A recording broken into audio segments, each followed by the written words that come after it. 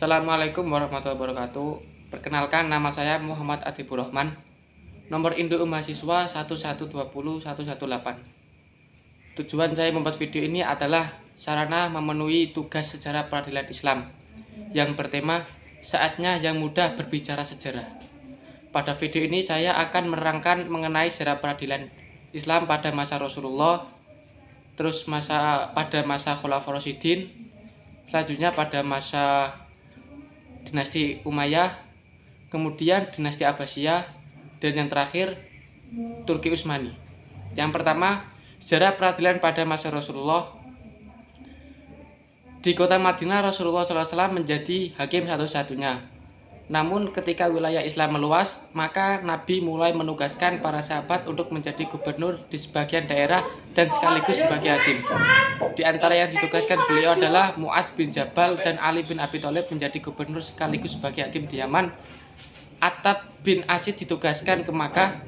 Ibnu Hajar al-Asqalani menerangkan bahwa banyak hadis yang memberi pengertian bahwa tiap-tiap daerah mempunyai hakim sendiri. Namun Rasulullah SAW sangat teliti dalam memilih atau mengangkat sahabat dalam mengemban tugas sebagai hakim. Kemudian pada masa Khulafaur Rasyidin. Yang pertama pada masa Abu Bakar As-Siddiq.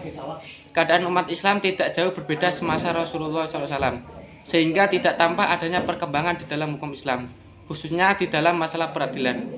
Hal ini disebabkan karena kesibukannya memerangi sebagian kaum muslimin yang murtad sepeninggalan Rasulullah SAW, dan kaum pembangkang yang tidak menunaikan zakat dan urusan-urusan politik dan pemerintah lainnya, di samping belum luasnya Islam pada masa itu. Dalam masa peradilan, Abu Bakar mengikuti jejak Rasulullah, yakni ia sendirilah yang memutuskan hukum di antara umat Islam di Madinah.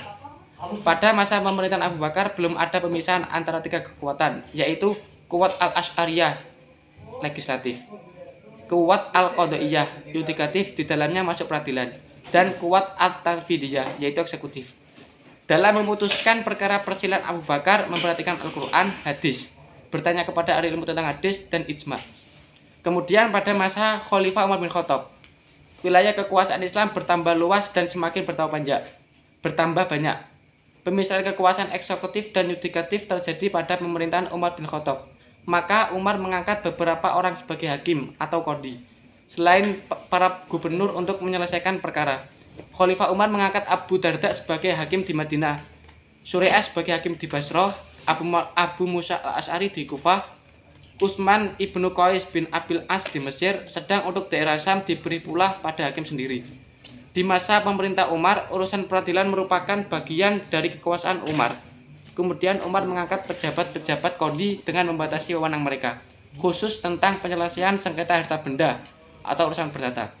Tetapi perkara-perkara jenayah pidana yang mengangkut hukum, qisas, had-had, maka ditangani khalifah dan penguasa-penguasa daerah.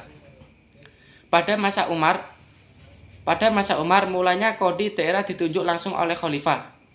Apabila khalifah tidak menetapkan dan mengutus seorang yang telah ditetapkan untuk suatu daerah, maka khalifah menginstruksikan kepada gubernurnya mengangkat qadhi menurut pilihannya sendiri atas nama khalifah.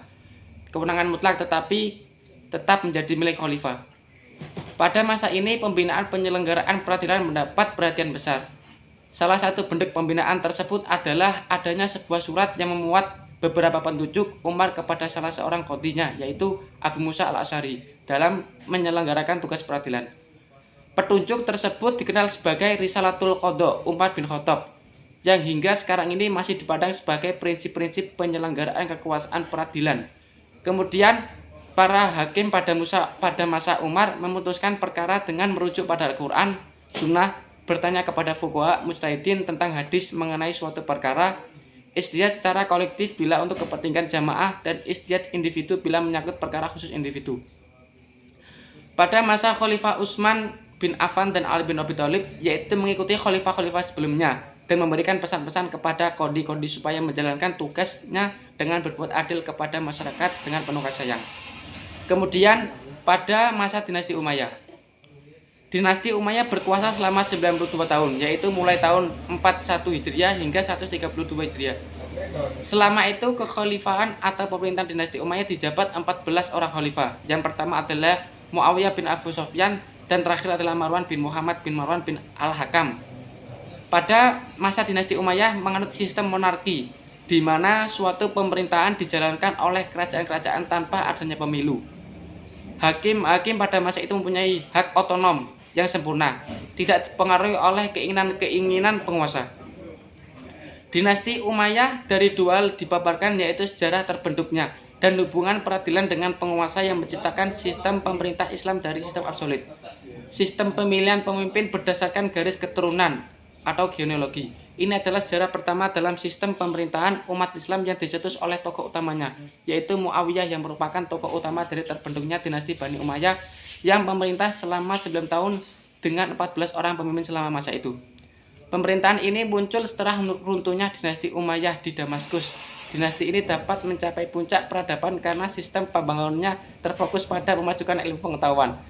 Selain itu, mereka juga pernah menjadikan paham Mu'tazilah sebagai paham resmi yang dianut negara, yang mana paham tersebut dapat lebih menguatkan fondasi keilmuan mereka. Kemudian pada masa dinasti Abbasiyah, peradilan pada masa Abbasiyah yang pertama, para hakim tidak lagi beristihad dalam memutuskan perkara, tetapi mereka berpedoman pada kitab-kitab madhab yang 4 atau madhab yang lainnya. Dengan demikian, syarat hakim harus mustahid yang sudah ditiadakan. Peradilan pada masa Abbasiyah kedua, pada masa kedua ini adalah merupakan zaman kemunduran Daulah Abbasiyah sendiri dan merupakan tanda awal keruntuhannya. Khilafah Islam pada waktu itu sudah sangat lemah. Karena lemahnya, maka berkurang pula kewenangan qadhi dan menjadi sempitlah daerah operasionalnya, yaitu hanya terbatas pada masalah hukum syariat yang berkembang di masyarakat. Di akhir-akhir masa Daulah Bani Abbasiyah, perkembangan peradilan pada masa ini mengalami kemerosotan. Pemicu hancurnya tatanan peradilan pada masa dinasti Abbasiyah antara lain keadaan pemerintahan yang sudah rusak, pengangkatan hakim sudah harus membayar sejumlah uang kepada negara, wilayah kekuasaan Abbasiyah semakin surut dan hak dan wewenang pengadilan juga semakin surut. Dengan lemahnya pemerintahan, maka lemah pula kekuasaan hakim dan berangsur-angsur surut daerah hukum yang menjadi wewenang hakim. Terus-menerus keadaan ini berangsur-angsur surut, hingga merosot sampai pada hanya menyelesaikan soal-soal sengketa dan soal-soal ahwal asosial, hukum keluarga saja. Kemudian masa peradilan pada masa Turki Utsmani. Lembaga peradilan pada masa Turki Utsmani dibagi menjadi 2 periode. Yang pertama, masa sebelum Tanzimat. Mahkamah biasa atau rendah, wewenangan adalah menyelesaikan perkara-perkara pidana dan perdata. Kemudian mahkamah banding, wewenangnya adalah meneliti dan mengkaji perkara yang berlaku. Kemudian mahkamah tinggi, wewenangnya adalah mencatat para qadhi yang terbukti melakukan kesalahan dalam menetapkan hukum. Kemudian mahkamah agung, wewenangnya ini langsung di bawah pengawasan sultan. Yang kedua adalah setelah Tanzimat, meliputi yang pertama Mahkamah At-Tawafil atau Qadha Al-Mili, peradilan untuk suatu kelompok agama, sumbernya dari agama masing-masing. Kemudian Qadha Al-Konsuli, peradilan untuk warga negara asing dengan sumber undang-undang orang asing tersebut. Kemudian Qadha Mahkamah Pidana, bersumber dari undang-undang Eropa. Kemudian Qadha Mahkamah Al-Hukuk, mengadili perkara perdata. Kemudian Majelis Asy-Syar'i Asy-Syarif, mengadili perkara umat Islam khusus masalah keluarga sumbernya fikih Islam. Mungkin hanya itu yang bisa saya sampaikan untuk tugas mata kuliah sejarah peradilan Islam ini. Sekian dan terima kasih. Mohon maaf sebelumnya.